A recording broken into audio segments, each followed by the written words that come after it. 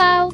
Hoje eu vou falar sobre algo muito importante que está acontecendo no nosso Amapá, um lugar lindo, cheio de floresta e animais.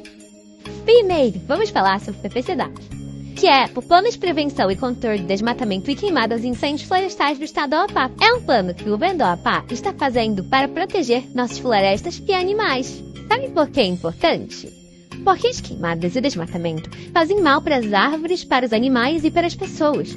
É como um incêndio que destrói tudo.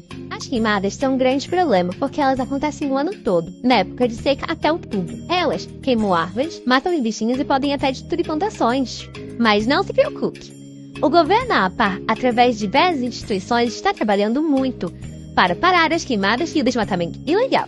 Então, pessoal, é importante cuidar da nossa floresta e dos bichinhos que vivem lá. Você está convidado a nos ajudar nessa missão.